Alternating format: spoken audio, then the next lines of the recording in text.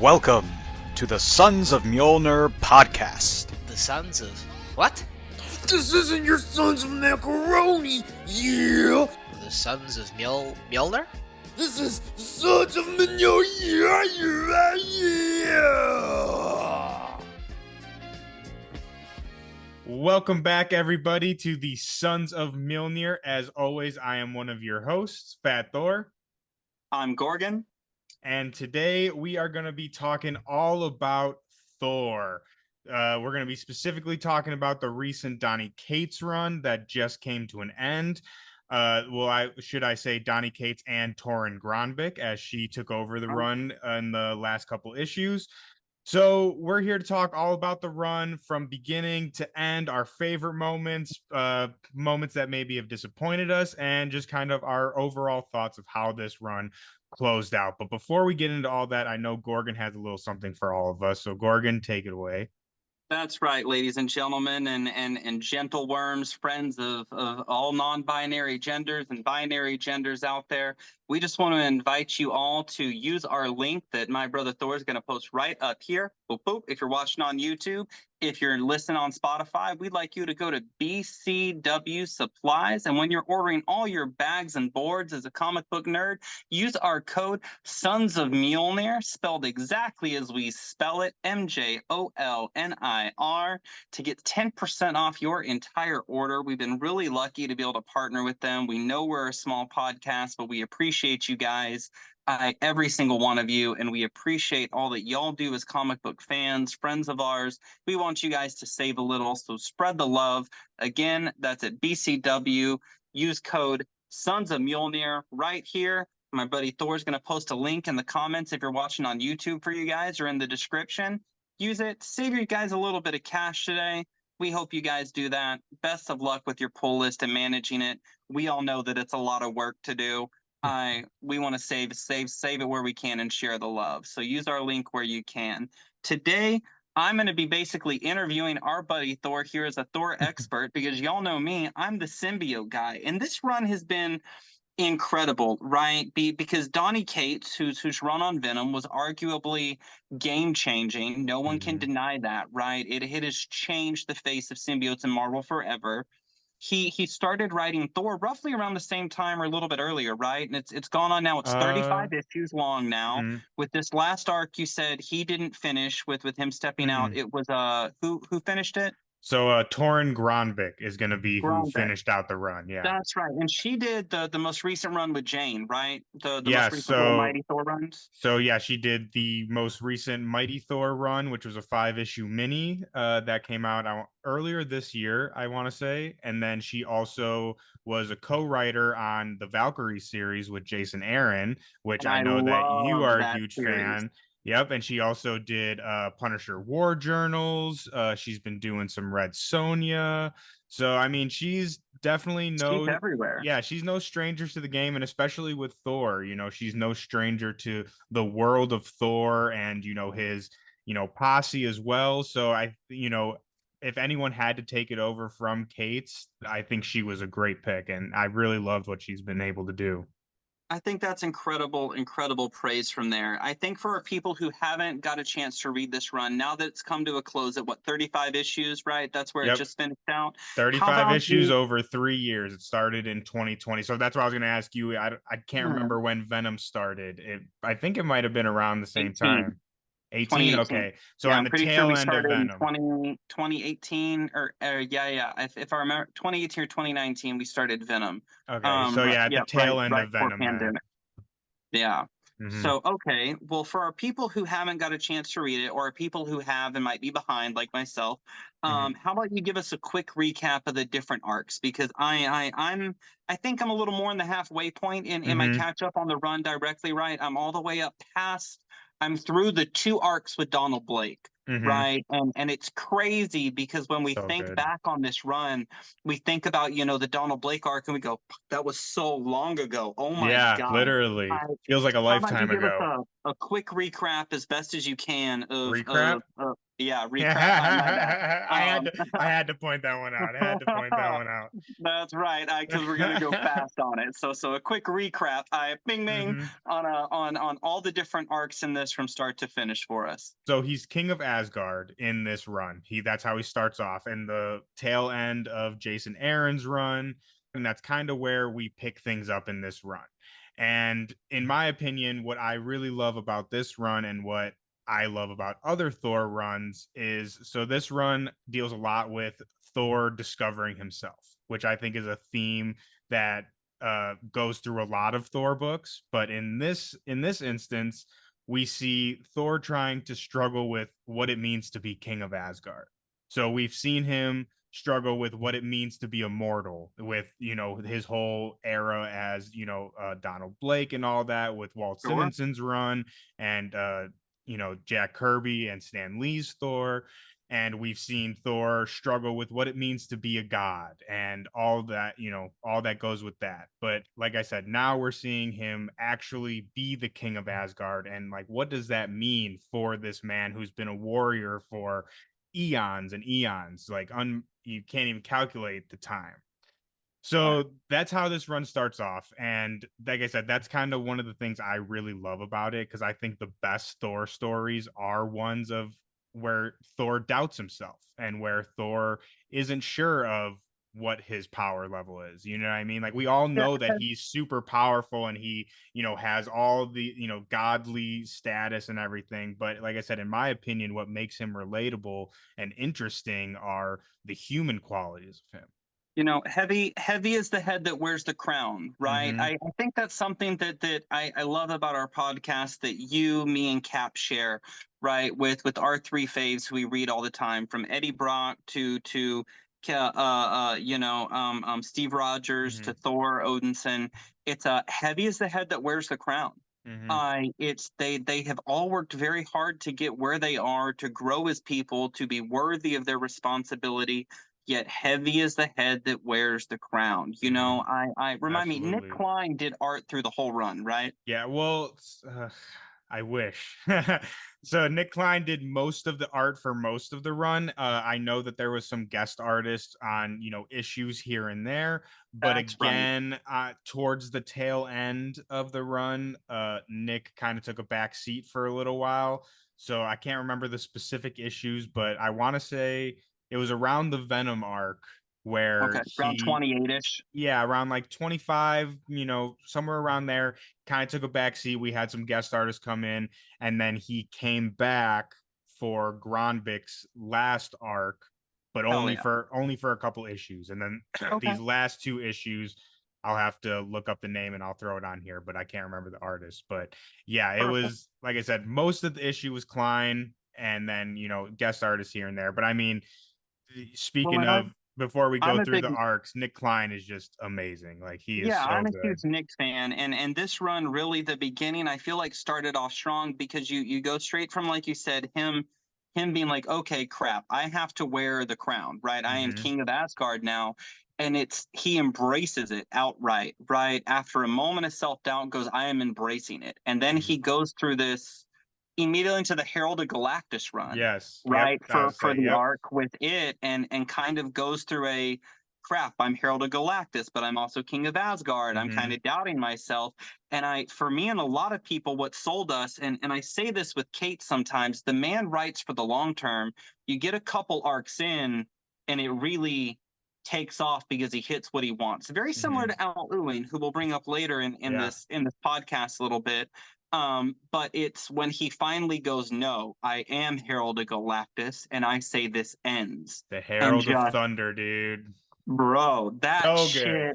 Yeah. slapped me around as a reader. I remember when that happened. Because you and I had just become friends on Twitter at that time, and really like started talking regularly and chatting back and forth with me, you and Cap.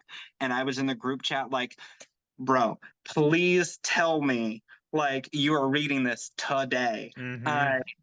It was nuts, right? Yeah, so good. I mean, and that's a perfect segue. Like we said, we're going to kind of go over the arcs a little bit. So the very first arc, like we're just talking about, so that is going to be the Herald of Galactus. And so Galactus is running from what's called the Black Winter, which we'll get into. But basically, the Black Winter was what destroyed. Sorry, I keep wanting to say Thanos for some reason. Galactus. The Black Winter is what destroyed Galactus's home universe. So he comes to I mean, the Thor. gauntlet's important later. Yes, it that makes sense why you keep thinking Thanos. Yeah, it'll all come back around. But so, like I said, Galactus is in search of Thor to help him defeat what is called the Black Winter, an ancient entity. I don't know if you necessarily would say God, but like a primordial power of the universe. So Yeah, I think that's better. Primordial is a good way to put it. I put it almost in the same way I would put like entity or null, right? It is something that has always been since before the universe was carved and has always stayed through as a constant. That's kind of Kate's wheelhouse to play with. He likes playing with large scale entities that have always been, regardless of universal resets, because they were here before even the first universe began. That's the kind man of in likes his to play with wheelset. big toy pieces, man. He likes to, like you Bro, said, he doesn't go small. yeah, definitely not.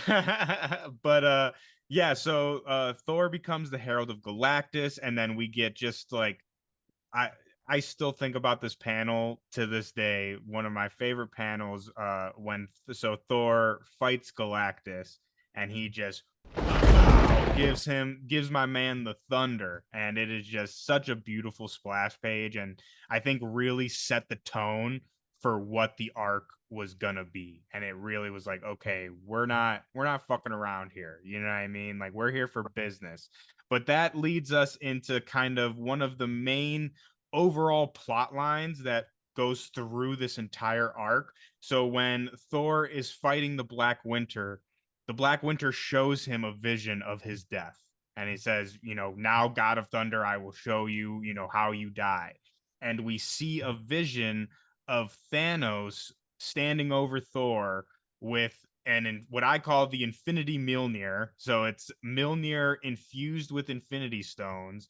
And then Thanos is also holding a black gauntlet on his other hand with a black Infinity Stone in the middle of it. And then on top of all of that craziness, behind him are literally probably the entire Marvel universe, all of its heroes and villains, all I guess you'd say zombified, like they're zombies, but they're winterized. Yeah, they're black winterized. They're not in a good place. Let me just say that. And they're basically like Thanos's army. And so the Black Winter shows him this, and then he defeats Black Winter.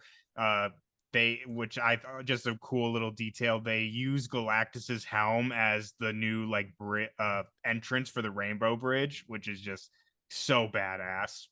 So sick. So sick.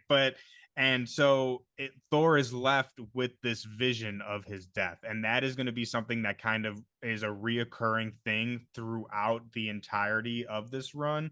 And it's basically what Thor is, I don't necessarily want to say searching for, because a lot of stuff happens and, takes him off the trail of this, but that's kind of really... he's not searching for death, right? Yeah. And you're right. A lot of stuff takes him on the trail through this, right? Because upcoming shortly after this is the Donald Blake arc, right? The first of the two. Yeah. And around that time, we have the King in Black arc, right? About the same time with Overlap, where he starts falling into his part to play as Herald. No, that's right, because when he showed up, he was still Herald of Light in the King in Black story, and because he had the light all on him still at the time, and the glowing, the crossbody suit with it. Yeah, that's right. That's how come he was able to come through and hit.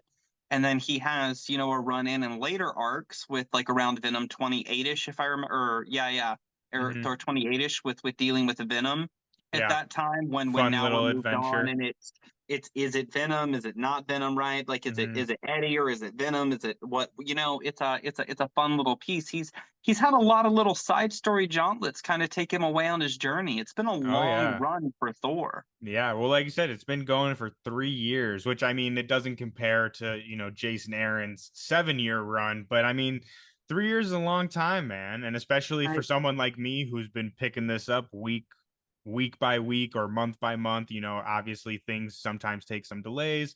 I think we So talked on this a yeah. couple-ish episodes ago, but it's one of my good friends, Randy, asked me last time he was up here. He's like, hey, or sorry, Mark. He goes by Mark. Mark was asking me, he's like, hey, when's the last time you had a run that was like 100 issues that you collected? And I'm like, never in my lifetime, because it's rare that a run from that makes it that long. You know what I Yeah. mean? Mhm. It's 35 issues is so much. Yeah, well, I mean, even just from our talk with David, for anyone out there wants to listen, our talk with David Propose, you can find that in our other videos.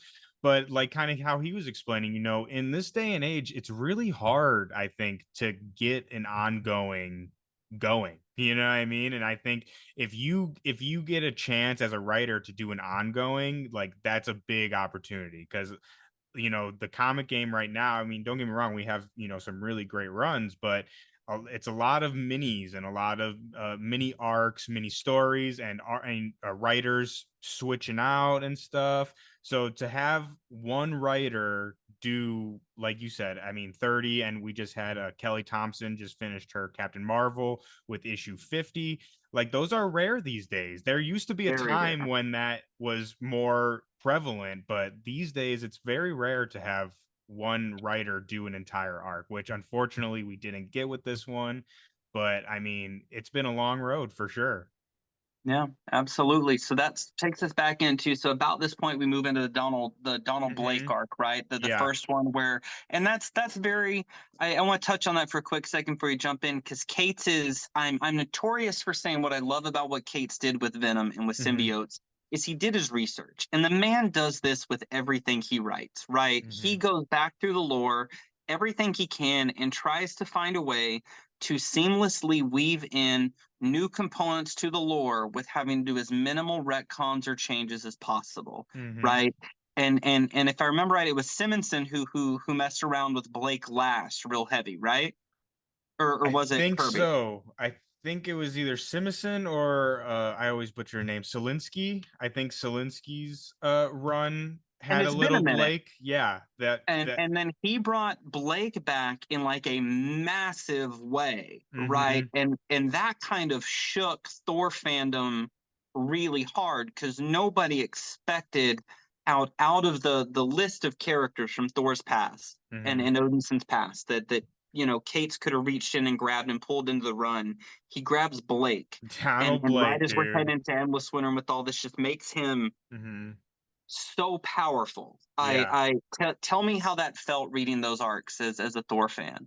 Well, I mean, like you just said, it was just nuts, for lack of a better term. And like you said, out of all the characters to bring back in a Thor run, Donald Blake was probably one of the last on my list, which sounds weird because Donald Blake is so intricate to Thor's history. I mean, he did the whole double life thing for a very long time, and like I said, even in Solinsky's run, Donald Blake was still a player in that. And I think I'd have to look back and do a little bit of research on this. This was kind of an impromptu conversation, but I want to say too, at least for me, I think with Donny Cates Blake arc, that was the first time that we learned that Blake was his own personality, if you would. You get what I mean? Yeah, Like, so once yeah, once all the magic kind of stuff of Donald Blake being Thor ended, I from what I remember, it was explained that that was Odin's doing, and Odin created Donald Blake for Thor. So like we thought that Donald Blake was just a dude on Earth, before that, and just kind of him and Thor got linked. But like I said, from what I remember, Odin created Donald Blake, the persona for Thor, for when he was immortal and stuff. And then so when that was over, everyone just assumed, yeah, I don't know, he just did his magic stuff and Donald Blake just didn't exist. But we right. find out that not only did Donald Blake exist, but Donald Blake was his own complete personality in person. And when Odin banished him, he actually like put him in sort of a prison, and he put him, I think it was like deep under Yggdrasil, the world tree is where his like prison was. And a reoccurring theme for Odin, right? Yes, For longtime exactly. readers, Well, right? Like to give when Loki was imprisoned, uh-huh. and then like when Hela was imprisoned, like Yeah. deep. It's To give the Allfather a little credit, he did put Blake in like a little like paradise, and like, you know, it had like all these people, like his friends and everything were all there, and he was just supposed to live out his life unknowing of all this stuff. But Blake was super smart, and he figured out like this stuff is not real, and like all of this is fake, and like this isn't like a Truman Show type thing. And he murdered everybody. That's a good way to put that. Yeah, literally. And then he just went psychotic, and he murdered everybody in this little paradise scape that was made for him. And he His vowed knife, to come after Thor and Odin for what they did to him. his knives. I gotta say, Dude, yeah. or some of the scenes where he flips those around and flicks them, are Hmm. some of my favorite panels in the run. The detail Klein put into making him stand out, Hmm. I was very well done. Yeah. I mean, it's just it's a really great arc, and it's really just I think, smart and creative way to bring back a very vital part of Thor's history. But like I said, in like a fun and creative way. Like, I mean, he could have like brought Blake back for Thor to like save, or, you know, this, that, or the other, but to have him come back as like this psycho. And not only that, but I mean, he's justified as well. Like, I mean, he had the power of Thor for, you know, however many years, and was able to access and tap into that at any time he wanted. And then all of a sudden he's just thrown to the side and like completely forgotten about. It's like, I mean, not And Odinson wrestles with that, right? Like oh it's a yeah, huge wrestle because yes. Odin is king now, right? Mm-hmm. He has to carry the weight of Hugin and Munin, Mm-hmm. which if y'all aren't aware, Hugin and Munin is the name of Odin's ravens, Yeah. and their names literally translate to thought and memory. And Mm-hmm. it is said in Norse mythology that before every major battle or making a decision, Odin would commune with the great counsel that he had of his ravens, and with that would be his thoughts and memory of past actions, thinking of their fallout before he made a new decision on, right? That Mm-hmm. is something that Odinson inherited. So Mm-hmm. so in doing this and learning of Blake, it kind of weighed on him pretty heavy. Like, fuck, how do I proceed from here? Because like Mm-hmm. guy is justified. He didn't ask to exist. He didn't ask for this to happen. Yeah, exactly. And I mean, like I said, he's definitely justified, not in the mass murder of all those people, but in feeling shunned and feeling like he got the shit end of the stick. Because I mean, he definitely did. And like you said, it's definitely something Thor wrestles with. But I also think that that is a really good example and a moment of where Thor steps up and is the king that he is, as opposed to who Odin was. And I instead of agree. killing Blake, he doesn't let him go, but he takes him prisoner instead of killing him. Which, I mean, he should have killed him. He did a lot of I mean, stabbed Sif. He went at I better rate, took better Ray's stuff. Like, I yeah, listen. I after Sith and then what he did to Better A, I was very much in the group chat one of the fans of God. I hope he just breaks his yes. face off with Mjolnir. Which Right? I wanted to, but like I said, at the end of the day, on upon reflection, I think that's a good example early on of like the king that Thor is trying to be, and like who he's striving to be, which is different than Odin. He is Thor, and that's a theme that is reoccurring through this run. But to move, so like I said, Blake goes crazy. You get Blake in the prison. I want to say he puts him in the dungeons of Asgard underneath the World Serpent. That But sounds right. yeah, or no, actually, he leaves it to Loki. He leaves his punishment to Loki, and Loki puts him in the dungeons and has, I don't think it's the World Serpent, but some kind of crazy snake that Loki is friends with, I'm guessing. But he literally just drips poison in his eyeballs like all day long. That's his punishment. Which, I mean, that's a good punishment. I think we were just talking about how he wanted him to get his face, you know, Mjolnired off. I think that might be a little worse, honestly.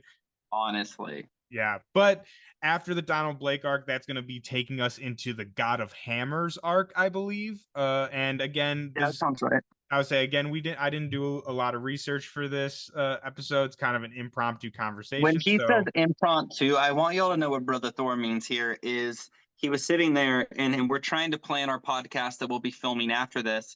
And he goes, yeah, and Thor just ended today. And I'm like, bro, do you want to meet up tonight? Do you want to talk about it? And he's like, yeah, I do. What time are you home?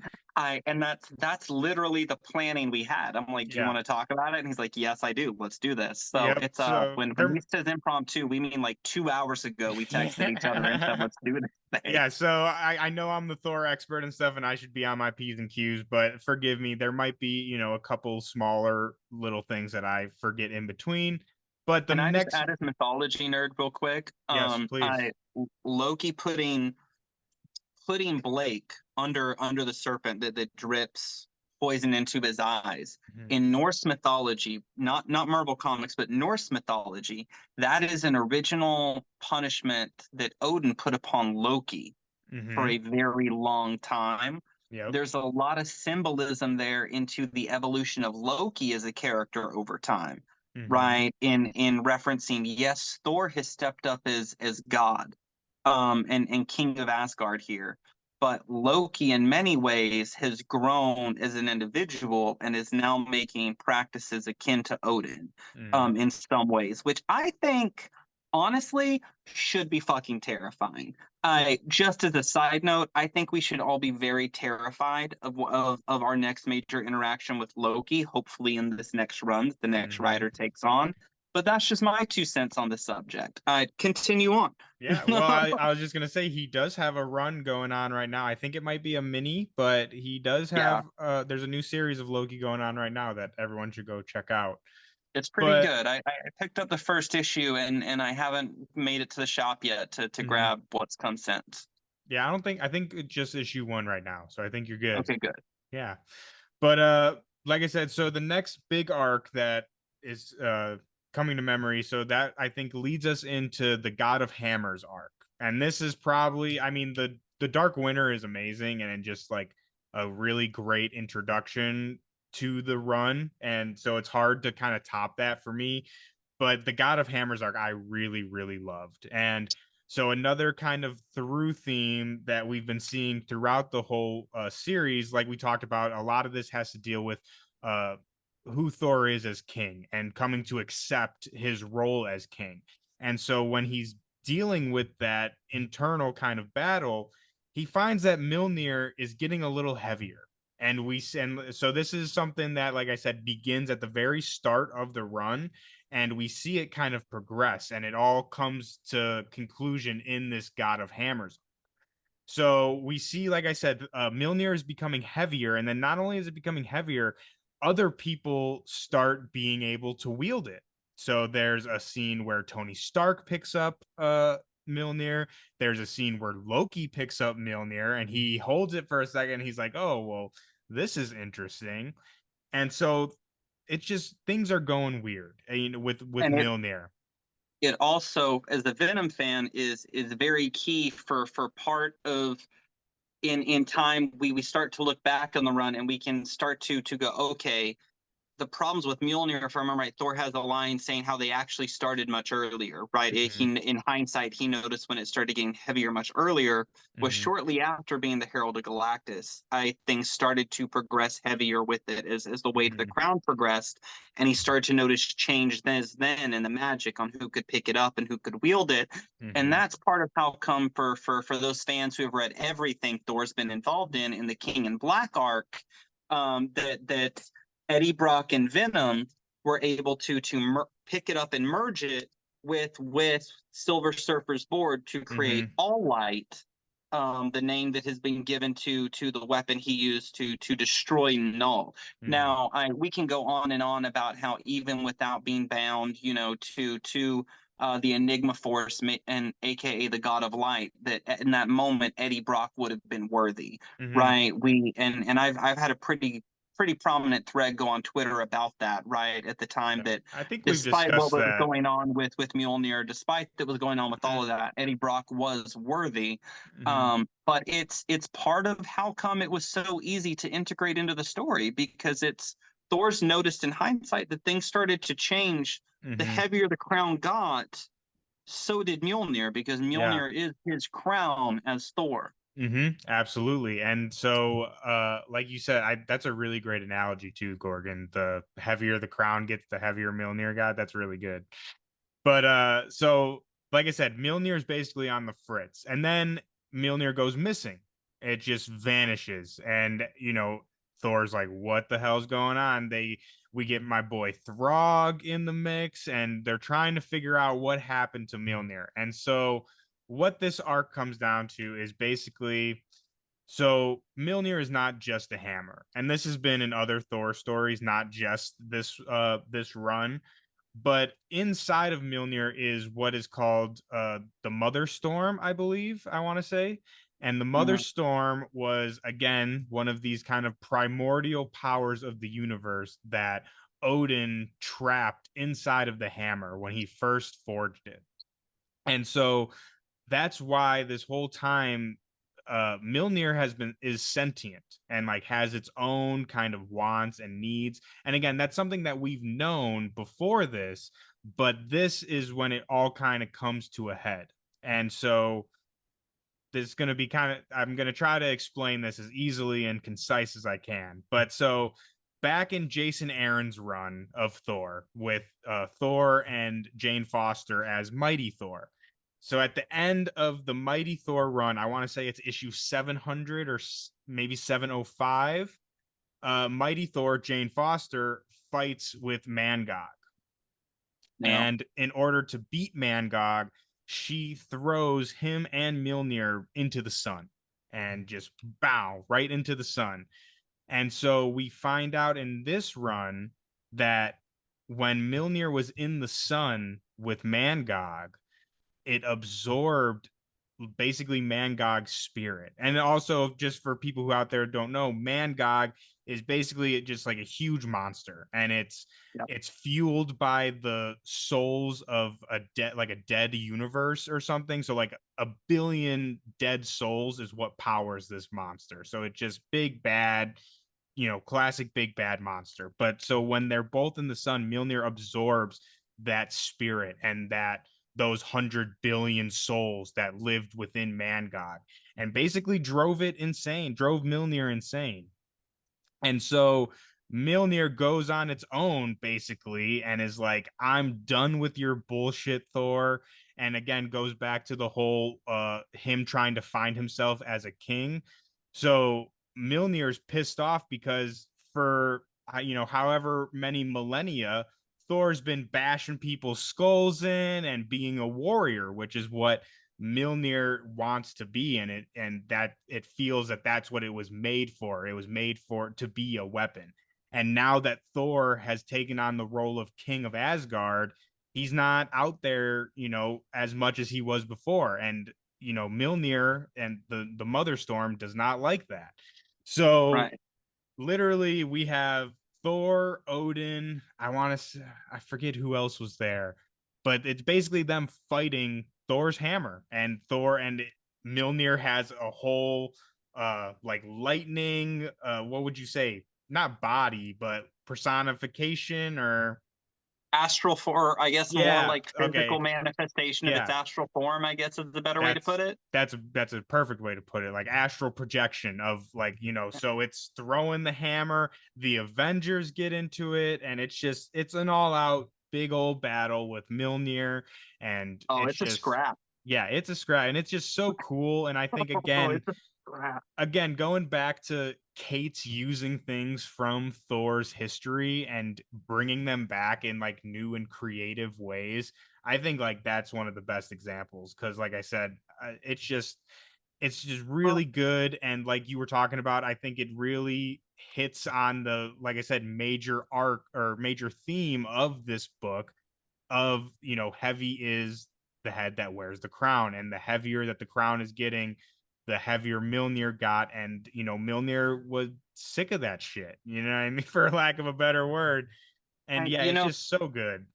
I think Cates excels in his writing in some ways where others fail, in taking these primordial forces and giving them a physical personification in some ways, right? Mhm. It's I'm listening to you talk about, you know, what he's done with Mjolnir, and I remember reading it right as it came out at that part, and thinking about, okay, this feels in some ways similar but different to what he's done with All Black the Necro Sword, Mhm. right?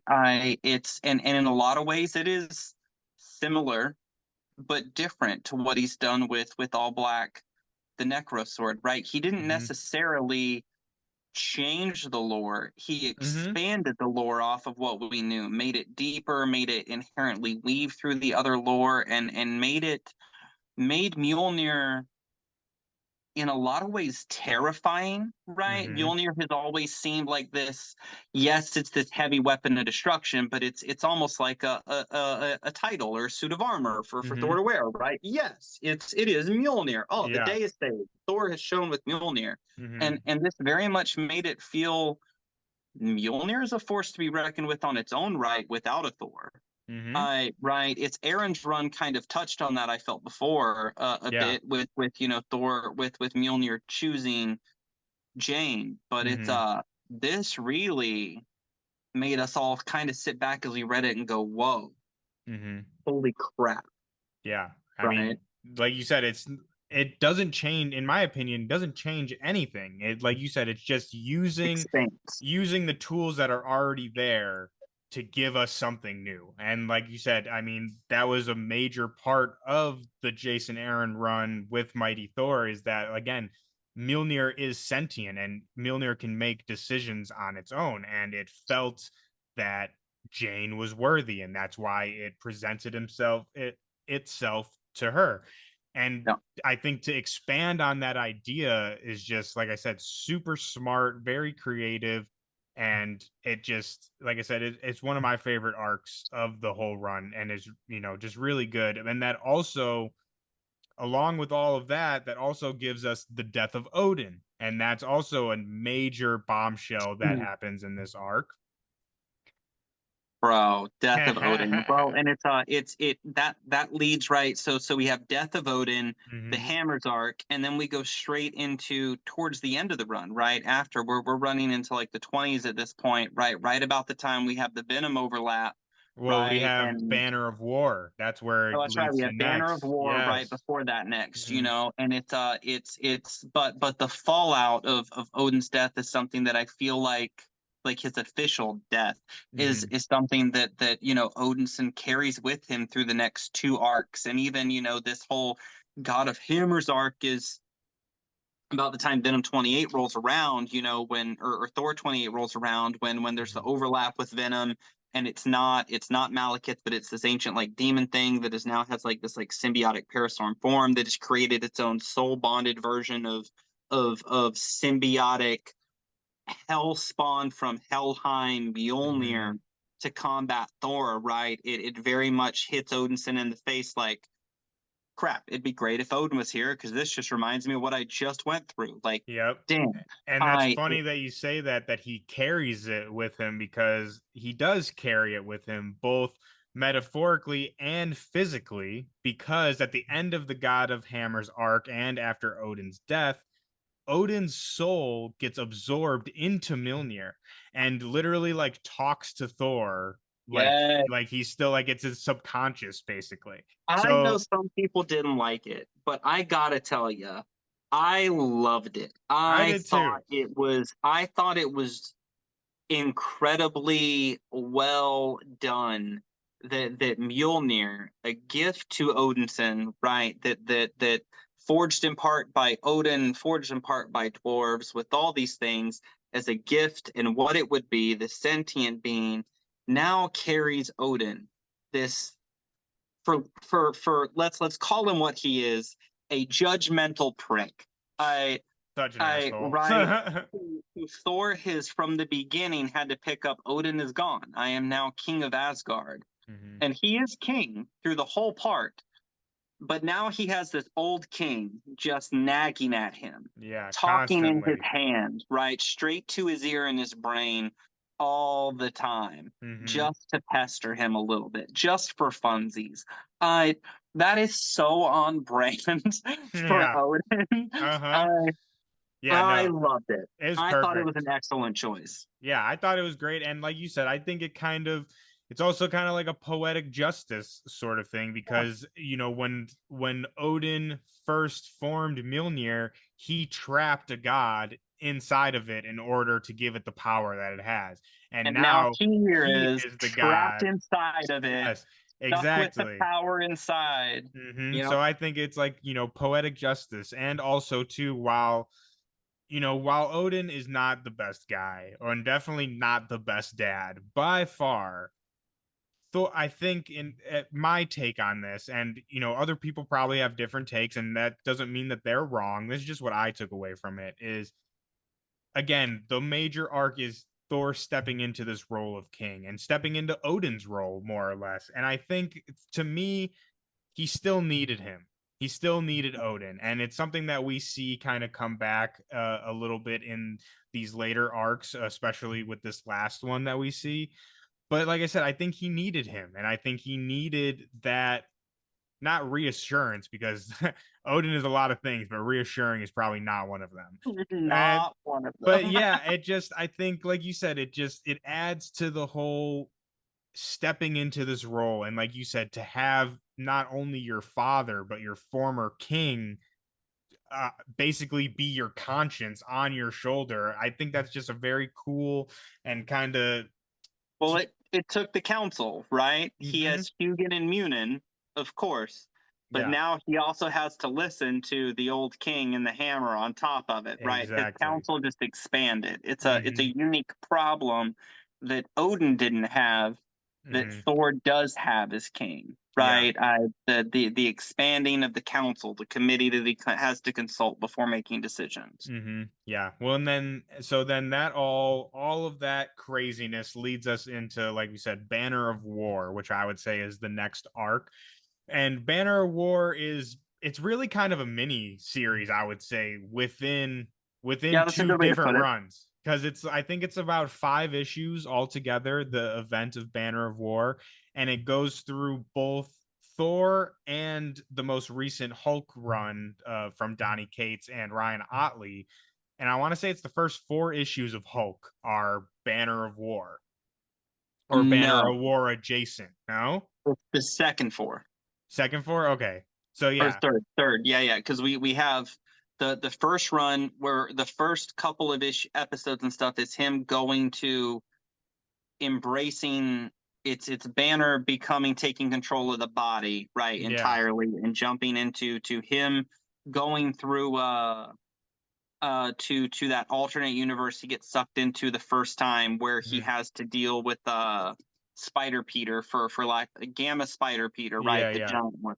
And right Mhm. after that, jump straight into Banner of War. So yeah, it's the Yeah. second major arc in that run. And so this is gonna mark kind of, I would say, more than the halfway mark of the run. But Yeah, I'd this say this is is about 68-ish% through. yeah, but I would say this is where things started. I don't want to say going wrong, but this is where things started to kind of go different directions behind the scenes. And so after Banner of War, and I think yeah, he finished out Banner of War, but it was after Banner of War where the behind the scenes stuff kind of started affecting the run, at least in my opinion.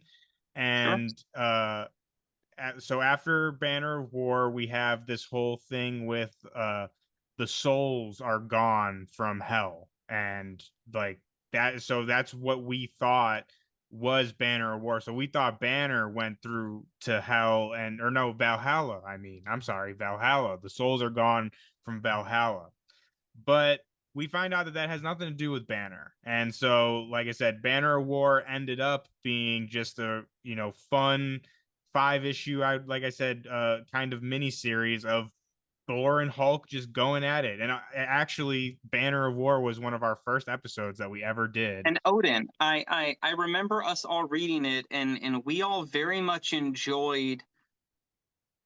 I think this was the turning point for us as fans, right? Readers, for the three of us, at going, okay, Odin being in the hammer's fucking sick, Mhm. right? Because Oh, it's yes, the yes. first moment where Odin really got along with his son for a minute in combat, right? And he Mhm. says, "Boy, let me speak to him." Yeah. And Odin goes inside Banner's mindscape because he recognizes magic in a way almost that has put him there, Mhm. and he is impressed with what Banner has done and sees on the inside what is going on, communicating with Banner, while Odin's and Thor's on the outside still fighting, Hulk mecha ship piloted by Banner on autopilot, while Mhm. inside of him it's Odin and Banner talking in this conscious state. It was really interesting, the layers in Banner of War that were wove. I In some ways, I almost wish Banner of War would have been a bigger event and almost the end Mhm. of the Thor run at that point in time, if that makes sense. Almost the way Mhm. King of Black was kind of the end for his Venom arc. I Yeah. almost wish Banner of War would have been a bit bigger, and Mhm. they would have focused more on the magic and those overlapping of the layers, because there was a lot to unpack there. Oh yeah. I mean, like you said, I think they could have, if they wanted to, have made it a lot bigger than it was and more kind of impactful. Cause I mean, I'd say the biggest thing as far as impact for the rest of the run is the Rainbow Bridge gets destroyed. Hulk destroy, Broken. or actually it's Thor as Hulk. It's confusing. Go read Banner of War. It's crazy. It's really good. We, like I said, we Wow. covered it before it came out, and we I think it's our second episode. So go into our library, go check that out. We go through the whole history of Thor and Hulk battles, but I don't think we ever actually got on here and talked about what we thought of the run once it came out. But Yeah, I think you're right. I yeah, think we it's got so ADHD yeah, sidetracked. exactly. Completely forgot, but it's really really great. The story is great, and I would say I think you'll agree with me here, Gorgon. After we did that episode and went through the entire history of their battles, 100% the best Thor Hulk battle that exists that we've gotten. I would say 100%. Oh, I would think so, and I again, I think the added depth of Mjolnir sentience, Odin being inside of it, the different Hmm. layers of Banner and Hulk as separate entities, but singular entity in this mindscape he's made overlapping together, really just made what was going on the outside for the physical battle so much more intensive and layered through the internal battle, Hmm. right? With everything, and then Thor being hulked. It was nuts. It's easily in my top 5 Thor Hulk battles. If not number one, it's no less than number 2. I Yeah. Yeah, it's just it, and we actually get. I think we talked about this on that episode. Most of Hulk and Thor's battles through history are like very fast and like happen Yes. either like a couple panels or not a clear cut winner or whatnot. They full on go to blows in this, and like I'm talking an entire issue of just beating the shit out of each other, and it's like how can you not love that? How can you not be happy with that? Hulk smash and Thor smash. Yeah, And there was literally. fallout, like you said, the Rainbow Bridge Hmm. cracked, Yep. right, Yeah, the and busted, Bifrost. right. It's a huge issue. Yeah. So yeah, it had impact, and I Mhm. I think that's again one of the things I enjoy about Kate's writing. Is he tries to make sure what he does has an impact that's followed, if not just through the rest of his run after something, Mhm. but in a way leaves it where if a writer after wants to pick it up and reference that, they can with some excellent groundwork beneath them to stand on. Yeah, absolutely. I agree. And then so after that, that kind of like I said, that's really kind of when things started shifting with, writing and art and the kind of behind the scenes stuff that we actually talked about a little bit on one of our previous episodes, but basically Cates had to step away. Cates stepped away from most of his, I think all of his Marvel titles. All of And them. so after Banner of War, he was still around for a little while. We got a couple issues, and that's when we got the Thor and Venom team up that we mentioned earlier. And that was again kind of just a fun issue, and it was just fun to see Cates writing Venom again and not, have both of his kind of toys play in the same sandbox. So It was that was really nice cool. for Venom fans. Yeah. It was really nice for Venom fans to get to pick up Kate's writing Thor and to find out or Kate's writing Venom, sorry, again, you know, to even within Thor. Because yeah, it's they're the two longest running titles he's wrote for Marvel. Oh yeah. And it was nice for us to be able to reminisce, I Hmm. guess, and feel the familiarity. Yeah. Yeah, it was really nice. Absolutely. But then after that, I can't remember exactly what issue it was when the shift happened, but basically it's going to take us into our last arc of the run, and so that is when Thor and Grønbekk came onto the run, and it's unclear. I've tried to look this up, but I mean there's really not much information out there. Maybe, the comic gods will smile on us and we'll get Torin on the show one of these days and we can ask her ourselves. But Oh God, that'd be so sick. the door's open, Miss Grønbekk. Please come nerd out with us. So, like you said, Grønbekk took over, and I would love to know just exactly how much of this last arc was like her complete original story, and like what notes Kate shared with her, or if they like discussed how this last arc would go, because basically this last arc is supposed to pay off the what we talked about earlier in this episode with the Black Winter and Thor's vision of Thanos. So like I said, that's been something that Thor has been searching and kind of looking for throughout this entire run. And this last arc, which is called Blood of the Fathers, and Blood of the Fathers was supposed to be that answer of what does this vision mean? Is this vision going to come true? All of that stuff. And so we find Thor in Blood of the Fathers, and he recruits the help of Runa, and both of them go. So, like I mentioned before, the souls of Valhalla have disappeared, and then we learn that the souls of Hell have also disappeared. So Thor and Runa go on this journey to figure out what happened to all of the souls there. Where are all these fallen warriors?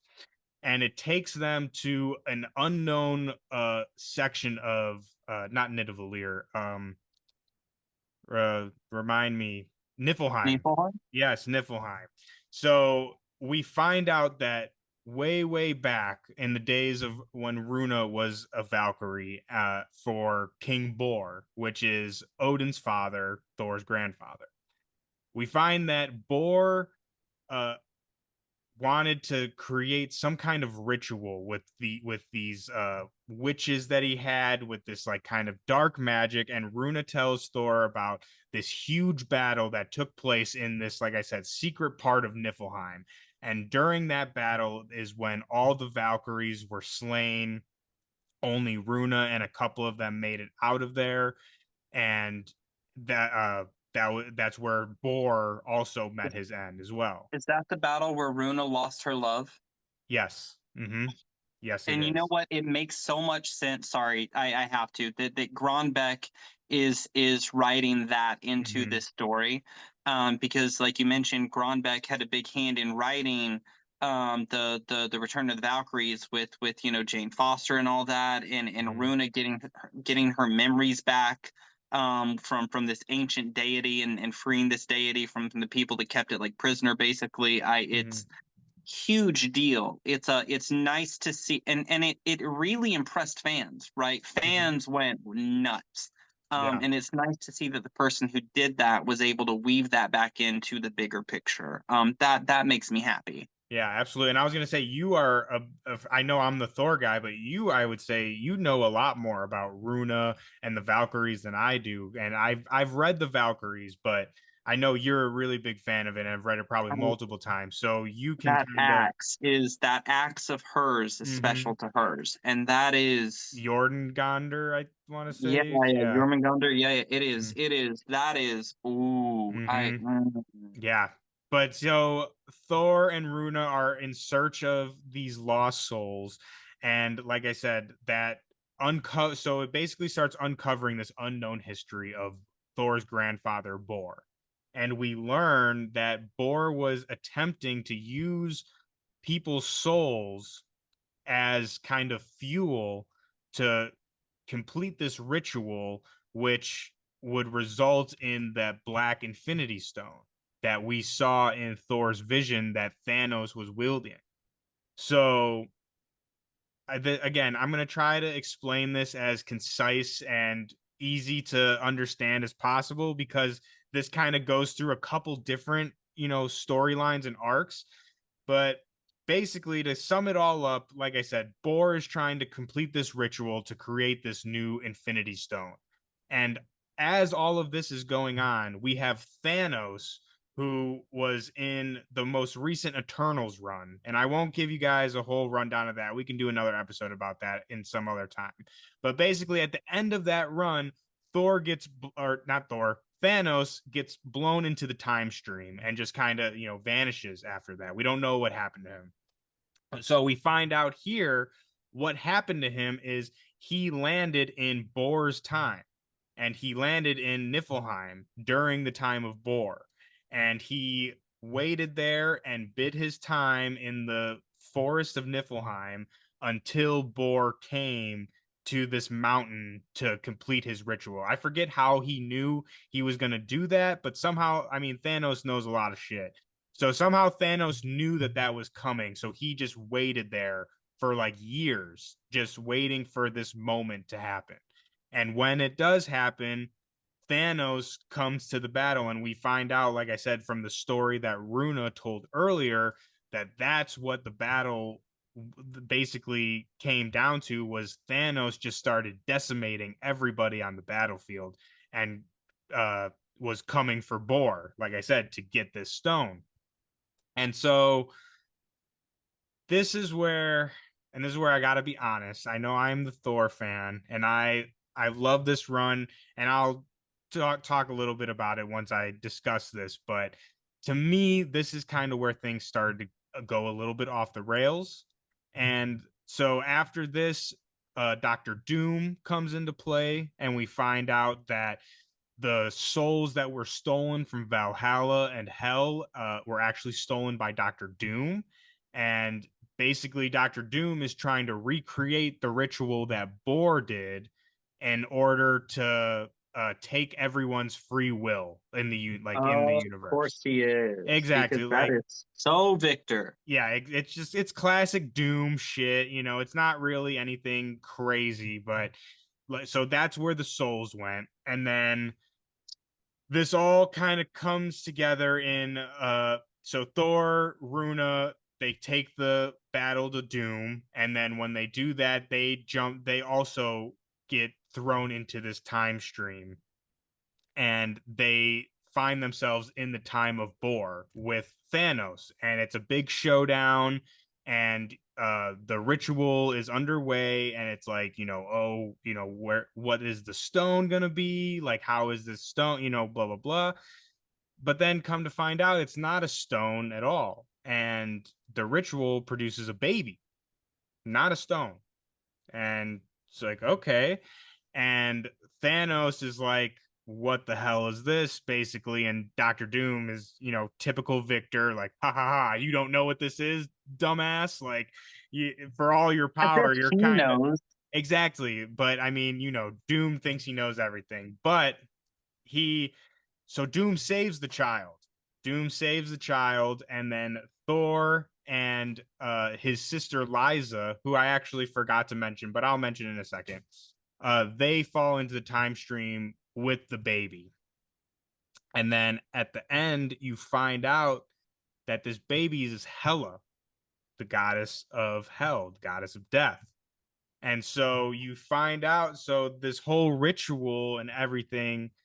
Who later had a love affair with Thanos, by the way. Yes. Because Thanos could never achieve death. Mm-hmm. And he was infatuated with the idea, and as goddess of death, she could promise Thanos as a reward one day for all his hard work, mm-hmm. what she could deliver, death. I gotta say, if she comes back in the MCU ever, I have always said if Thanos has to come back, I want it to be him and her as the power couple, and them just decimate everything. But That would it's be neither great. here nor there. Yeah, man, that is sick. Yeah, I mean it's super cool, and so like I said, we find out that it's Hela, and then how this all ties up and everything, ties up Hell in of the a end. twist. Hell of a twist. I love that. But so Thor and Liza, they take Hela, who once they go through the time stream, she like rapidly ages from a baby into like a young adult, I would say. And so they pop out in Jotunheim. And they pop out in Jotunheim at a time when Thor and Loki are both there as young men. And they're doing something with giants, where, fucking with giants in some way. But Thor gives Hela to Loki because, for the comic readers out there, in the comics, Hela is Loki's daughter. Well, that's what they say, at least. So he gives Hela to Loki, to a young Loki, and basically tells him like, yeah, like this is your path, and like this will, this is what you got to do. And then Thor returns to his own time. Liza returns to her own time because she's from the future, and it kind of ends there. That's how it kind of wraps up, and kind of where like I said before, I'm a little disappointed because there's still, in my opinion, a lot of questions unanswered. There's a lot of things that are kind of left on the cutting room floor, which, like I said, obviously the Infinity Mjolnir, the Black Gauntlet, the Black Stone. We still don't really know what all of that means, or even his vision of his death. We didn't see that come to play. And also, I wanted to bring up really quickly, we were talking so much about Donald Blake. There was a stinger at the end of the Venom issue where part of a symbiote leaks down into Donald Blake's, like we talked about, the snake is dripping the venom. So the symbiote comes down from the snake. And it's not just symbiote either. It's got a very powerful demon from Niflheim blood in there with it. It's a bit of both. Yeah, it's a huge deal, and it's not just normal symbiote. It is symbiotic matter that has been zapped and been able to be used by Meritus, who is huge for the Venom run by Al Ewing at the moment. Yeah. I think, and I was going to ask you here in a minute when we get there, but I think that is something that Al Ewing might end up be playing with later. I hope so. Because Alan, Ram had a huge deal with, okay, what's going on with symbiotes in Niflheim, right? And all this in Helheim, because Carnage had his run, and we had that overlap with that when Venom. And since Al Ewing's writing that part of Venom, I think it would be very reasonable for us to assume that would be something that Al picks up later, since he's the guy who started that whole play with what it all is and can expand upon what it all is. Wouldn't you agree? Yeah. I mean, yeah, I 100% agree, and I really hope that it's something that's that we're going to have true. to wait on, that doesn't get answered now. But I think if there's anything for him to play with, I hope that that's something he picks up. Al also picks up wibbly wobbly, timey wimey nonsense very well. That's, in my opinion, that is Al Ewing's strong suit, is being able to weave time. Yeah, very absolutely. well. And with that in mind, I personally wouldn't say it's far-fetched to imagine that if he is picking up Thor, which you've said he is, Immortal Thor next. Yep, Immortal Thor this August by Al Ewing. Marco, I can't remember how to say his last name. But I'll have to put it up on the screen. I think it would be, even with that, given that his sister, is a little bit of wibbly wobbly, timey wimey stuff, that is something that Al wanted to pick up. He could elaborate on as well. Wouldn't you agree? Yeah, absolutely. Unfortunately, this run, as we're discussing, kind of ended not how is normally planned. Normally a writer gets to finish out their run, not has life kind of do what it did to Mr. Cates and have them have to pass stuff off at the end. But with that in mind, I know in the past when discussing this run, you have said for you, we all know Brother Thor loves the Walt Father, right? The Mhm. Simonson run is goated. And you've said since then you feel like this is right below it with it and Aaron's run right there. Right. Mhm. Even with this final arc kind of being a bit of change with Rider Hand and leaving some pieces that have to be picked up later or might never be, would you say that has changed your rating, or would you say it is still up there in quality of run overall? See, this is really, really hard because I know, because you're stuck in an unusual position as a Thor fan that fans of any comic don't normally get to be at, right? It's with change of plan there towards the end. yeah, and I want to say too, going back, like while there were aspects of the ending that were, like I said, if I can be honest, a little disappointing, I do want to give credit to where credit is due, and I don't want to make it sound like I'm like shitting on this final arc. And this is how I would explain it, in my opinion. The arc itself is really great. Grønbekk's writing is great. The art is great. Like the story is great. And I think at the end of the day, it achieves what this entire arc has been about. And that is Thor coming to terms with being king of Asgard and fully stepping into that role comfortably. And I think we get to that point and it concludes itself in that way, I think, very, very well. And the theme of also with Odin, he's able to move on to Valhalla. And like I said, like letting go of the past and embracing your future, I guess, like I said, being this king, I think she nailed it in that aspect.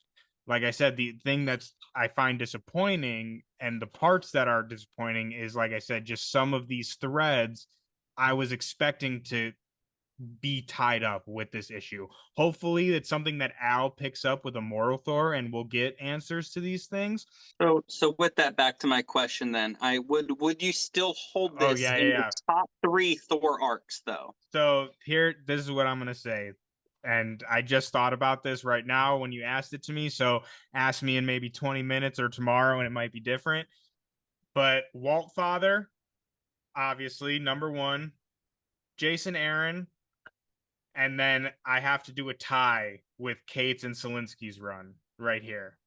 That's what I Okay, would say.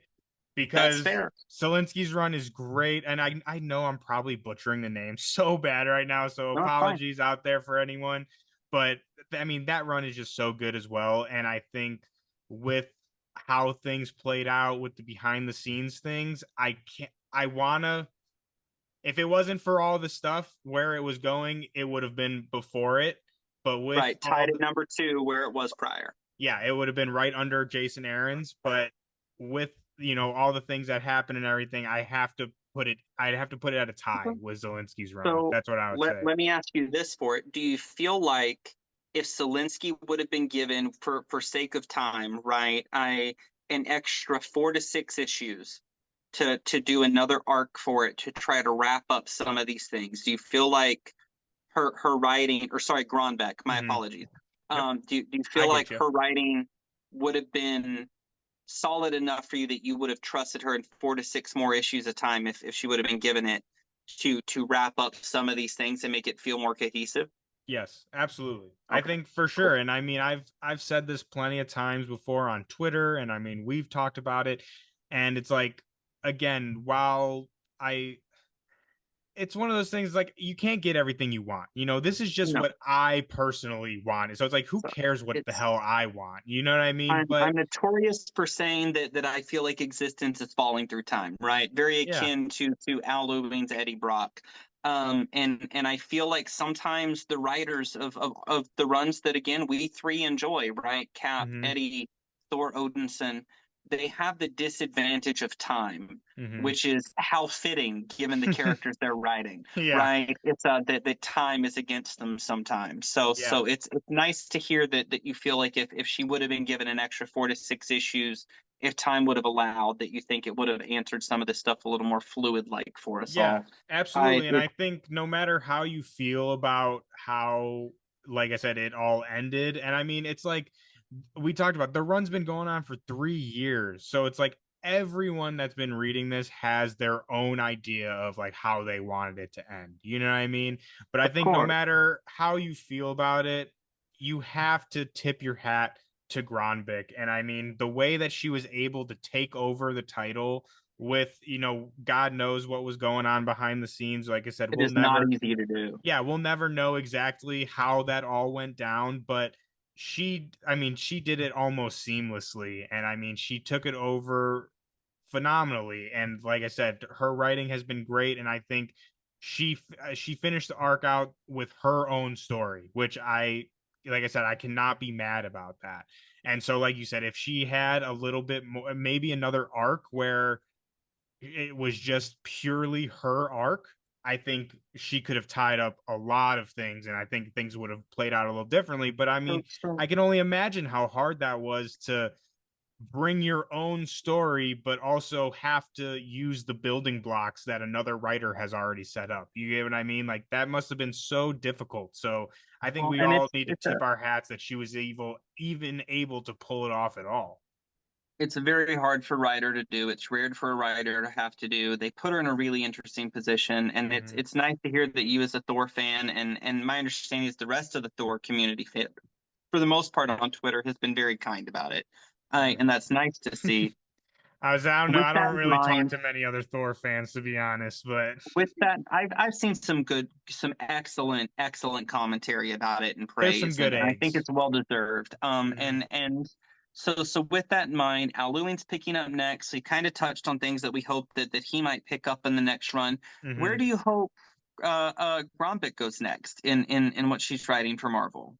If That's a you good had to question. pick a dream character from because obviously Grombeck enjoys the Asgardian wheelhouse, right? Hmm. I pick me an Asgardian character that you would like to see Grombeck get to write for either a mini or an ongoing in the future. Sif, Lady Sif. I think that would be awesome. A Sif mini, like a solo. Don't even put Thor in the book. Just have it be Sif and like her new responsibilities as the watcher of the Rainbow Bridge. I think that would be really cool. I think that would be I think great. that would be sick. I Hmm. like that a lot. That what an excellent, well thought answer. I think that'd be fantastic for a good mini. Thank you. Give me a 6 issue mini, not a five. Yeah, Yeah, yeah. yeah, no, Give me a six for 6 issue sure. mini. Hmm. I'm into that. Okay. Yeah. Um, Out of this run, since you're the Thor guy, what would you say is your favorite arc? Like, if because I know you're like me.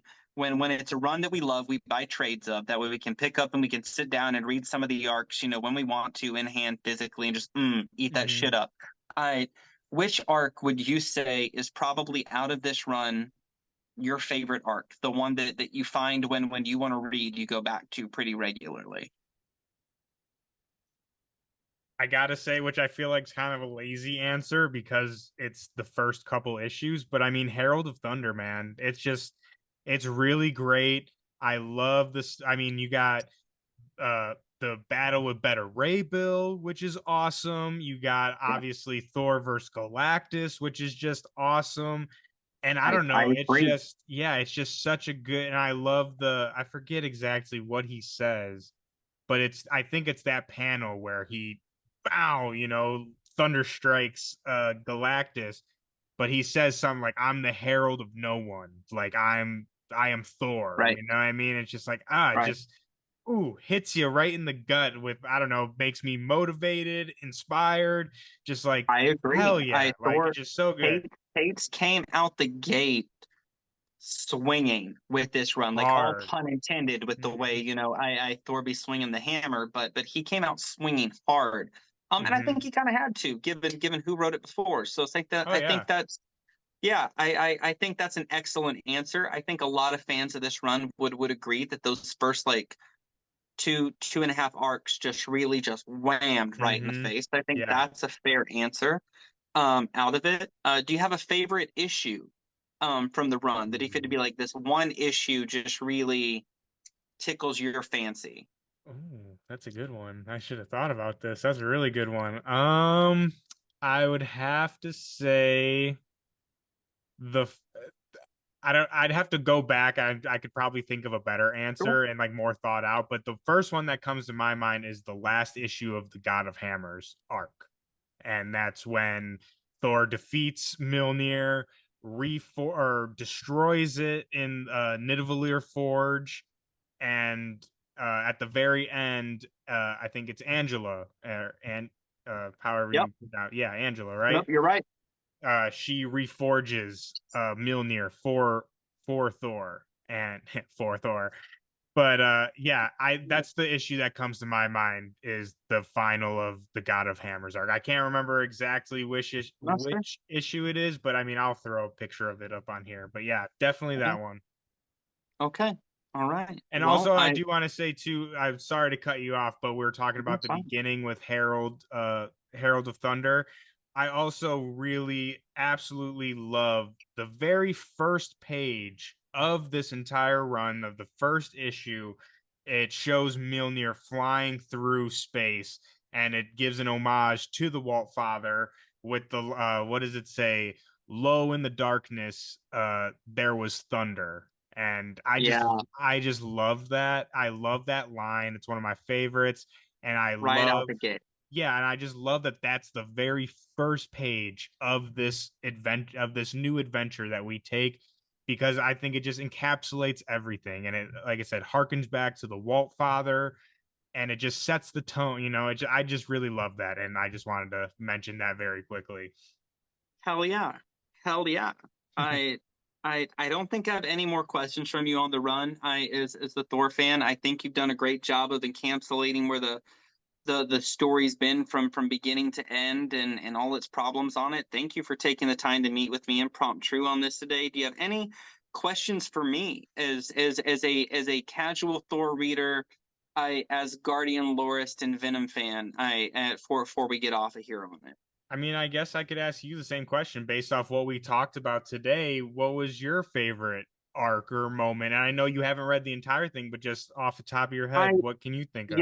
I'm very partial, obviously, to around 28, right, with dealing with Venom Venom, and yep. the overlap there.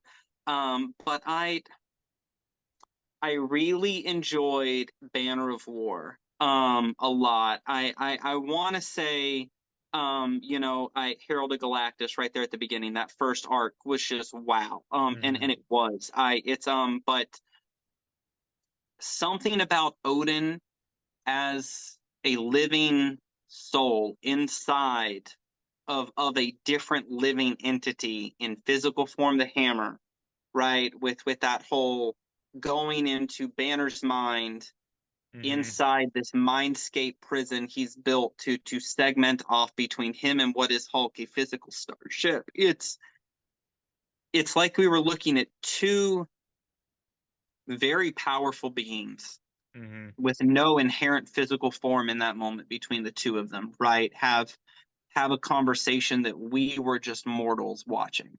Mhm. It was that That was was really really great. interesting, and I don't think anybody could have wrote that outside of Donny Cates. Mhm. I know I'm kind of a Cates fan, but that is so much up his wheelhouse. I very much enjoyed that. I Please go read Banner of War. If you Yes. read any like micro mini event attached inside of a run over the last few years that's not a mini but is a mini, I please go read Banner of War. You're gonna Yeah. have a great time. It's so It good. is an So fun. absolute party, and it is, as much as it's an absolute brawl fest on paper and in its base form, it's so big picture with the depth and layers. It's I the my philosophy degree and my love for Asgardian lore and Norse mythology just Mm. eats that kid up. It's No, so no, no, good. no, no. It was so good. I like that a lot. Oh yeah, Yeah, I man. really love that too. That's a great answer. I think my favorite cover is a toss up between the one of Donald Blake flipping the knives as he walks from his art, Classic, classic. and from 28 as Thor's beating down Venom falling through the sky, right? Also Because a great that's not one. really what it was, right? But Hmm. it was an incredible cover to see in that moment. I gotta say the art in Banner of War was god tier because we had Nic Klein doing parts, Ryan Otley doing parts. Hmm. Oh, dude. Dream That was team right there. Otley it and was Klein. Oh my God. god tier. The different art that we had for the Rainbow Bridge and the way Mjolnir was flying and the punches, it Hmm. was god tier. Yeah. I loved it. It was so good. And speaking of these our favorite issues, and this is kind of funny because it's technically not in this run, the Cates Grønbekk run, but the newest Thor Annual by Jackson Lansing and Colin Kelly is absolutely incredible. We're talking about favorite issues. I think that might be my favorite Thor issue that I've read in a long time, and it's an annual. It's not even part of the run, but everyone please go pick that up. It basically serves as our bridge between this run that just ended and then the new run that we talked about earlier, which will be Immortal Thor by Al Ewing, and that is going to be coming in August. So Awesome. yeah, like I said, Jackson Lansing, Colin Kelly, hats off to you guys again. We've talked about this on the podcast plenty of times. Me and Cap just had a whole episode on their work over at Captain America. You guys can go check that out.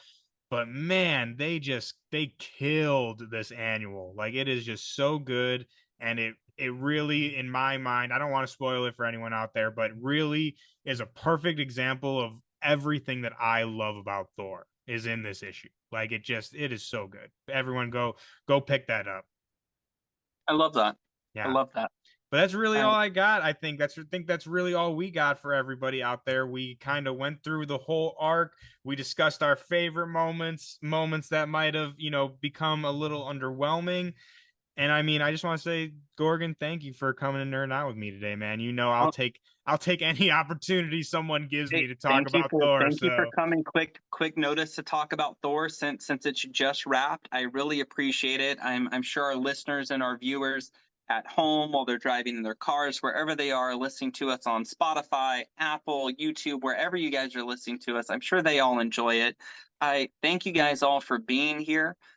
It's been a blast having you get to sit and talk about Thor. I know it's your fave. I love getting to see a smile on your face as you do it, and thank you for coming in and doing it, and thank all of you for taking the time to listen today. It's been, as Cap would say, wonderful. And with that, ladies and gentlemen, we look forward to seeing you guys on our next episode. I